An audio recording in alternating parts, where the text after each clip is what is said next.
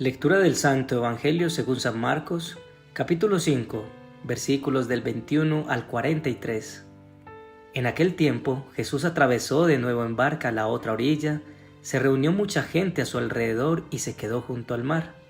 Se acercó un jefe de la sinagoga que se llamaba Jairo, y al verlo se echó a sus pies rogándole con insistencia: «Mi niña está en las últimas, ven, impon las manos sobre ella para que se cure y viva».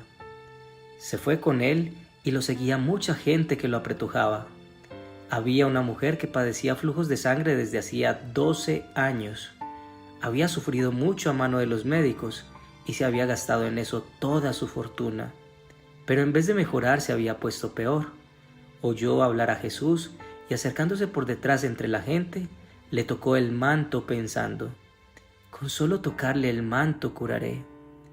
Inmediatamente se secó la fuente de sus hemorragias y notó que su cuerpo estaba curado.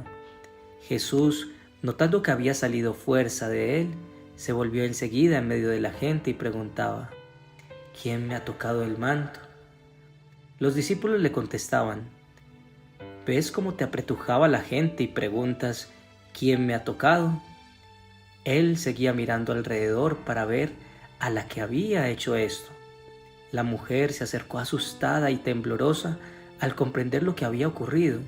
Se le echó a sus pies y le confesó toda la verdad. Él le dice: «Hija, tu fe te ha salvado. Vete en paz y queda curada de tu enfermedad». Todavía estaba hablando cuando llegaron unos de casa del jefe de la sinagoga para decirle: «Tu hija se ha muerto. ¿Para qué molestar más al maestro?».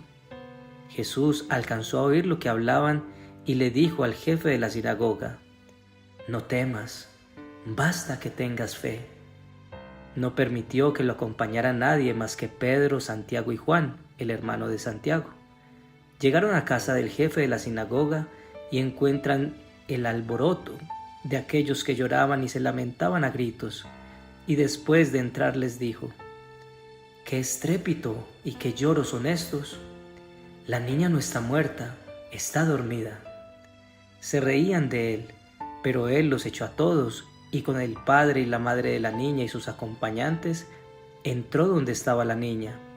La cogió de la mano y le dijo: «Talita cumi», que significa: «Contigo hablo, niña, levántate». La niña se levantó inmediatamente y echó a andar. Tenía 12 años y quedaron fuera de sí, llenos de estupor. Les insistió en que nadie se enterase y les dijo que dieran de comer a la niña. Palabra del Señor. Gloria a ti, Señor Jesús. Hoy el Señor nos habla de algo que a veces decimos que tenemos, pero que en realidad nos falla, y es la fe. ¿Y qué es la fe? En la carta a los Hebreos, capítulo 11, versículo 1, dice que tener fe es tener la plena seguridad de recibir lo que se espera, es estar convencido de la realidad de las cosas que no vemos.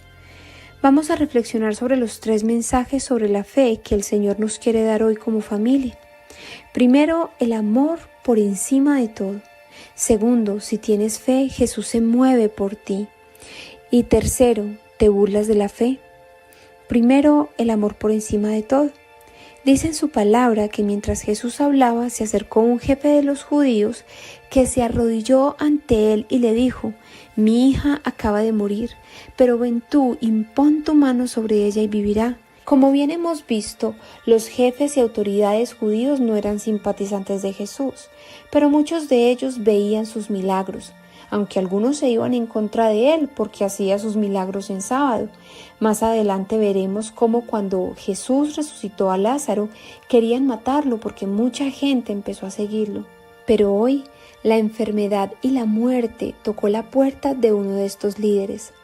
Cuando somos padres y sabemos que nuestros hijos están enfermos y más de muerte, estaríamos dispuestos a hacer lo que sea, a dar la vida por ellos si es posible.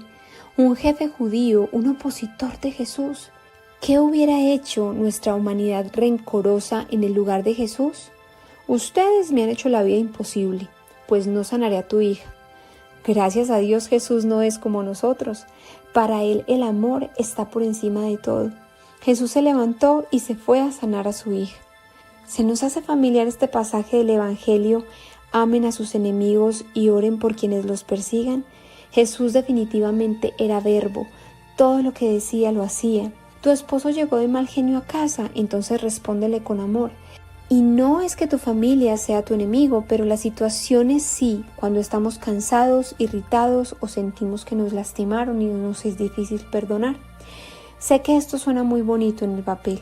En la vida real cuesta y mucho.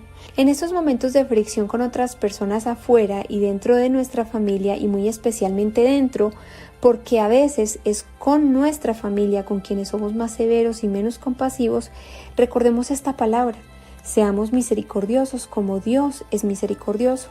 Mariana vive a 2 cuadras de Marta, su suegra, quien constantemente se va en contra de Mariana, opinando sobre la manera como lleva su casa, educa y alimenta a sus hijos, critica hasta su forma de ser.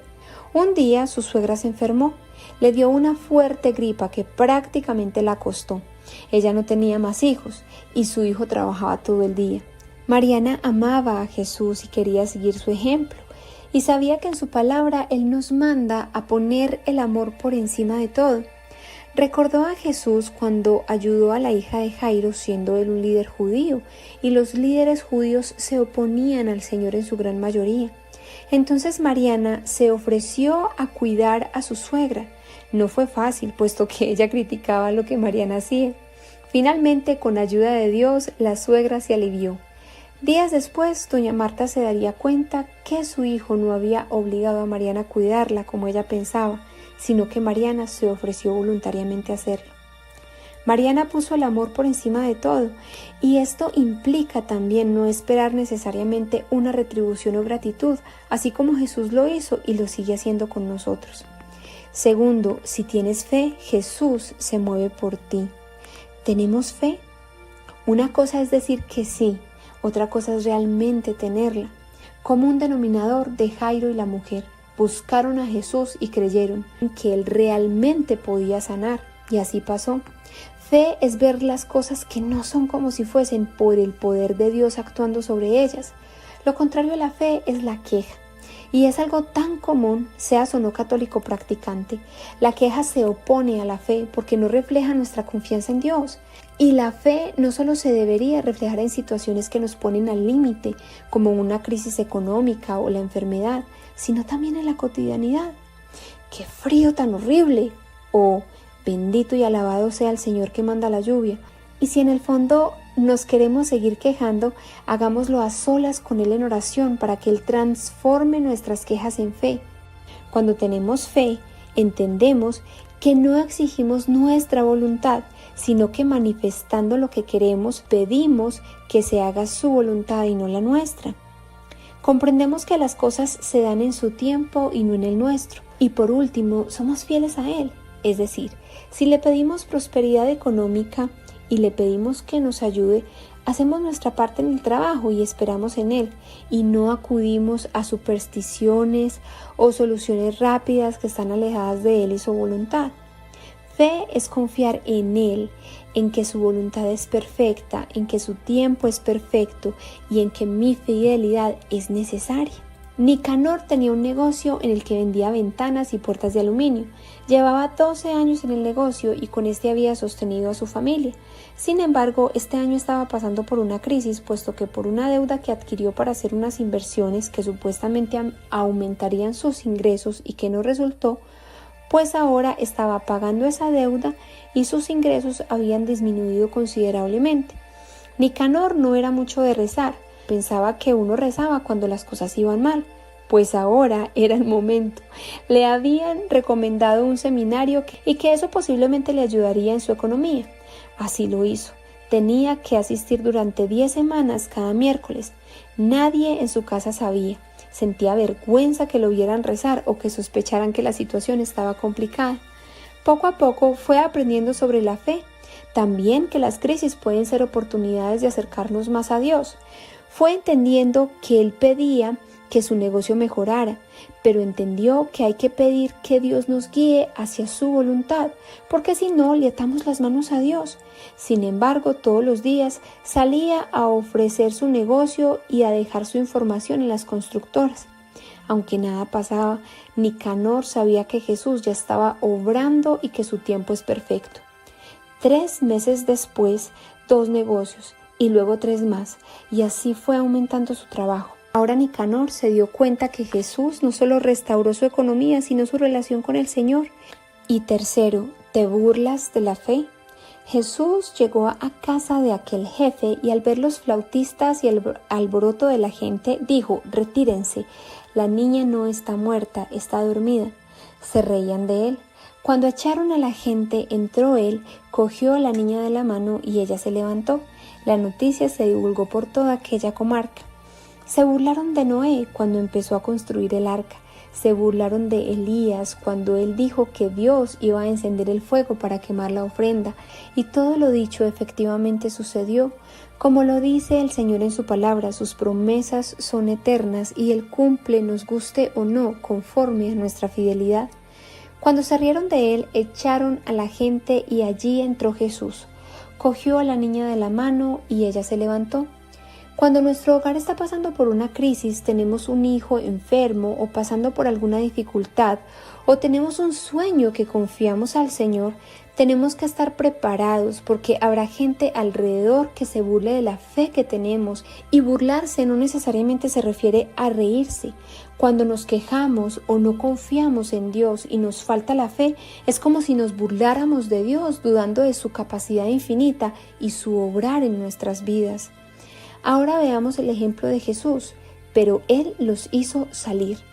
Y esto quiere decir alejarnos o saber en qué momento retirarnos de quienes quieren sembrar en nosotros la falta de fe, porque si permitimos que continúen cerca, entonces no van a dejar a Jesús obrar el milagro o su voluntad en nuestras vidas.